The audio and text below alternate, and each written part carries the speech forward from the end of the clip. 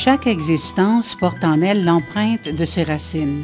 Les lieux, les personnes aimées, les rencontres inattendues et les défis relevés durant les premières années ne sont pas de simples souvenirs, mais des éléments fondamentaux pour l'avenir. C'est le cas de Maria Troncati, cette indomptable missionnaire de la forêt amazonienne. Son histoire commence le 16 février 1883 à Corteno, un petit village de la Lombardie, niché entre Valtelline et Valcamonica, à 1000 mètres d'altitude. Ses parents, Giacomo et Maria Rotondi, sont des gens simples et concrets qui rythment leur journée entre prière et travail, menée avec sacrifice et générosité et imprégnée d'une foi profonde. Le lendemain de sa naissance, bravant l'hiver alpin et la neige qui atteint un demi-mètre de haut, ils se rendent à l'église paroissiale Sainte-Marie de l'Assomption où la petite Maria est baptisée. La petite fille grandit sereinement au sein d'une famille nombreuse, marquée par la souffrance. Sur les 14 enfants, seuls 6 survivent. Grâce au lien profond qui l'unit à ses parents, elle apprend à faire confiance à la Providence et à faire preuve de résilience. De sa mère en particulier, elle apprend à se confier entièrement à la volonté de Dieu dans les moments d'épreuve et d'angoisse. C'est ainsi qu'elle développe une foi inébranlable qui la soutiendra dans toutes les épreuves qu'elle traversera. Maria a un caractère vif. Elle est espiègle, joyeuse, déterminée et serviable. Elle aime prier, aider les pauvres et travailler avec joie. Elle est très proche de la sensibilité de son père Giacomo, qui la surnomme affectueusement son petit tremblement de terre. À l'école, elle fait la connaissance d'une autre personne qui aura une grande influence sur sa vie, l'institutrice Margarita Bouilla. Celle-ci lui apprend à lire et à écrire, mais elle est aussi pour elle un guide spirituel. Elle la prépare à recevoir sa première communion dès l'âge de 6 ans, estimant qu'elle est capable de comprendre et de vivre ce grand mystère. Vers l'âge de 11 ans, alors qu'elle se trouve au pâturage dans la montagne, un nuage s'abat soudainement, enveloppant le paysage d'un brouillard épais. Maria perd les chèvres qu'elle avait amenées paître et se retrouve désorientée. Elle se perd. Le soir tombe et toute la montagne se couvre d'un voile gris, humide et silencieux. Inquiets, son père et ses proches la recherchent, car ils connaissent les dangers de la nuit et le tempérament craintif de la petite fille. À l'aube, ils la trouvent endormie près d'un buisson. Ils lui demandent si elle a eu peur. « Non, répondit-elle, j'avais encore dans mon cœur la grâce de la communion que j'avais reçue le dimanche. Et je n'avais pas peur. Le Seigneur m'a protégée. » En 1893, comme il n'y avait pas de 5e année d'école primaire dans le village, Mademoiselle Bouilla la prépara à l'examen en privé. Elle lui proposa de lire le bulletin salésien. Dans ces pages, Maria découvrit Don Bosco ainsi que les missionnaires salésiens et salésiennes qui quittaient leur patrie pour porter l'Évangile aux 4 coins du monde. Fascinée, elle se sent profondément attirée par l'appel de ces peuples qui ne connaissent pas Jésus. Elle sent alors naître en elle le désir de se consacrer au Seigneur. Elle rêve de devenir religieuse missionnaire auprès des lépreux. Mais son rêve reste lettre morte, car son père s'y oppose. En 1904, devenue majeure, Maria écrit secrètement à Don Roa, successeur de Don Bosco, pour lui demander d'être accueillie parmi les filles de Marie Auxiliatrice afin de devenir missionnaire. Don Roa transmet sa demande à la mère générale, sœur Catrina Daguerro. L'Institut est prêt à l'accueillir, mais elle doit d'abord vaincre l'opposition de son père. Le 15 octobre 1905 est le jour du départ. Maria quitte sa maison avec détermination. Lorsqu'il lui dit au revoir, son père se sent mal et s'évanouit. Mais Maria, malgré la douleur déchirante de la séparation, ne se retourne pas et ne revient pas sur ses pas. Elle arrive à Nizza Monferrato. Habituée à la montagne et au grand air, elle se sent dépaysée par ce grand pensionnat bien organisé. C'est un effort d'adaptation considérable, mais sa foi authentique et solide, ainsi que son rêve de devenir missionnaire, lui permettent de surmonter toutes les épreuves. Seigneur, je veux rester fidèle pour toujours. J'ai tout abandonné, ce qui me tenait le plus à cœur, pour te servir et sanctifier mon âme. Oui, j'ai tout abandonné. Tu es désormais tout ce qui me reste, mais tu me suffis. Donne-moi beaucoup d'amour, beaucoup d'esprit de sacrifice, d'humilité et d'abnégation pour être un instrument de bien pour beaucoup d'âmes pauvres.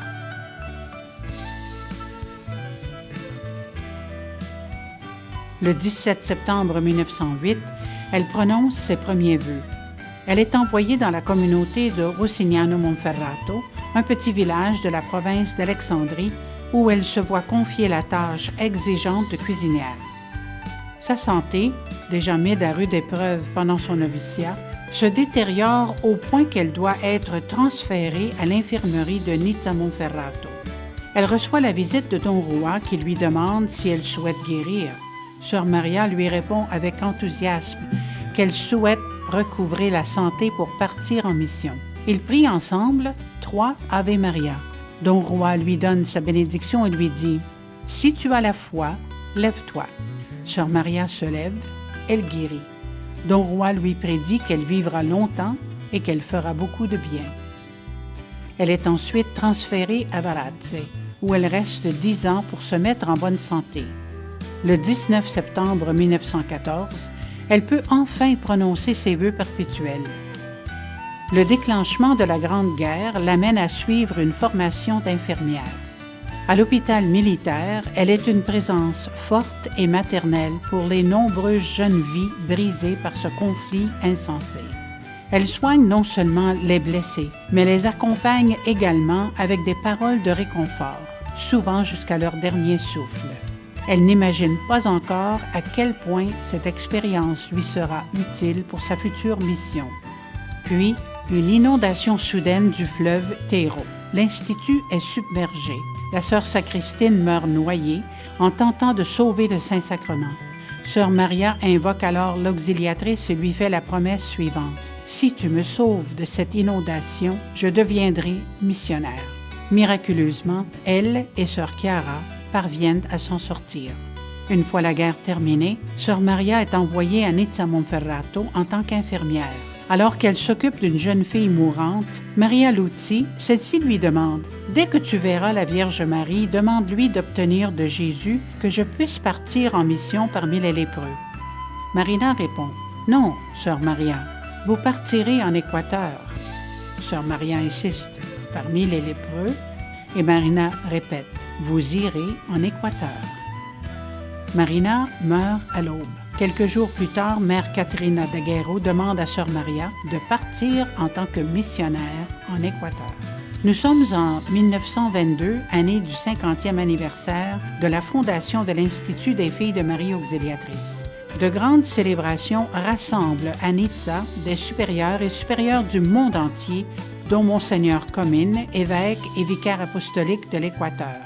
En voyant la missionnaire pâle et maigre, destinée à la jungle, il ne montre pas beaucoup d'enthousiasme et souligne plutôt tous les dangers et les difficultés de la vie dans ces lieux. Mais le Seigneur en a décidé autrement. Le 9 novembre, Sœur Maria entame un très long voyage, d'abord en bateau, puis en train et enfin à cheval. Sa destination est Kyunqui, dans la région amazonienne, où les filles de Marie Auxiliatrice sont présentes depuis 1912. Sœur Maria y ouvre le botiquin pour soigner les plus démunis. Sa gentillesse conquiert immédiatement le cœur des indigènes et des colons. 2 ans plus tard, le 26 octobre 1925, Sœur Maria entame sa véritable aventure dans la jungle lors d'une expédition accompagnée de Sœur Carolina Mioletti, la provinciale, qui souhaite évaluer les conditions de vie des sœurs ainsi que de Monseigneur Comines. Écoutons son récit en ses propres termes. Quanti giorni di sacrifici per arrivare a questa missione. Una grande quantità di chivaretti incontravamo per la strada, tutti vestiti di piume, tutti armati quasi per spaventarci. Però Monsignor ci diceva, avanti, avanti, fatevi coraggio, suore. andate incontro a una grande visione. È troppo poco la preghiera. Per convertire i selvaggi ci vuole sacrifici. Avanti. Passano giorni e giorni nella fitta selva. Fiumi. Però un momento di scoraggiamento mi venne e dico, però Monsignore, dove ci porta per interrarci vivi? Sono già tanti giorni che camminiamo in questa foresta che ancora non vediamo. Avanti, offriamo al Signore i nostri sudori, offriamo al Signore questi sacrifici. Avanti, c'è una grande missione. Sono molti selvaggi che non conoscono il Signore. Ci vuole sacrifici. Au cours de ce terrible voyage, le groupe rencontre une troupe de 80 guerriers chouars. Leur chef exige que Sœur Maria guérisse sa fille gravement blessée au bras. Sinon, aucune des missionnaires ne serait épargnée. Encouragée par Monseigneur Comines, elle parvient à extraire la balle à l'aide d'un simple couteau et grâce aux prières incessantes de tout le groupe. Elle conquiert les chouars qui la considèrent désormais comme la plus grande guérisseuse de tous les sorciers. L'aventure peut ainsi se poursuivre et se termine le 4 décembre. Arrivati a Macas, dopo un mese di viaggio, entriamo in una capanna. Monsignor Comines, ecco il vostro campo, sorelle. Ma non si capiva niente in questo momento. Era una tristezza che non si poteva vivere. Guardavamo intorno solo foresta, solo un'oscurità. Signore, però che facciamo qui noi? Non potremo mai far nulla con questi selvaggi che non possiamo neanche avvicinarli, perché basta guardarli perché fuggono, perché scappano, perché si arrampicano nelle piante. Non importa. Offrite il vostro sacrificio. Io mi accontento se in un anno voi potrete insegnare a uno solo di questi il segno della Santa Croce. On prie, on souffre, on invoque l'auxiliatrice. Et enfin, la première petite fille arrive, puis une autre. Peu à peu, la demeure des sœurs s'agrandit pour accueillir des enfants, des nouveau-nés handicapés condamnés à mort, des femmes maltraitées, des mères célibataires. On en arrive à célébrer le premier mariage chrétien entre deux époux qui se choisissent librement sans l'imposition de leurs parents. Sœur Maria met en place un dispensaire qui est immédiatement pris d'assaut par les populations pauvres, réduites à une survie précaire. Elle devient la Madrecita Buena, qui accueille tout le monde, colons et chouars, et se rend partout, jour et nuit, même en traversant la rivière au panneau en canot ou à pied. Sa trousse de premiers soins et son chapelet sont les outils qui soignent non seulement le corps, mais aussi l'âme. Je vous donne les médicaments, mais c'est la Vierge Marie qui vous guérit. Son travail consiste à tisser lentement et patiemment la réconciliation entre deux peuples marqués par des années de conflit. Les chouars, exploités par les colons, et ces derniers qui craignent le réveil des chouars et que l'éducation pourrait les rendre plus conscients de leurs droits. Elle inscrit les deux premières filles chouars dans l'école fréquentée uniquement par les filles des colons, ce qui constitue un puissant signe de paix. Une attention particulière est accordée aux jeunes femmes qui sont formées pour devenir des infirmières chrétiennes, capables d'allier les soins du corps à la formation de la personne dans toute sa dignité. Sœur Maria se voit également confier la mission de Sukuwa, où elle s'installe définitivement en 1947. Elle promeut la construction d'un hôpital dont elle assure la direction.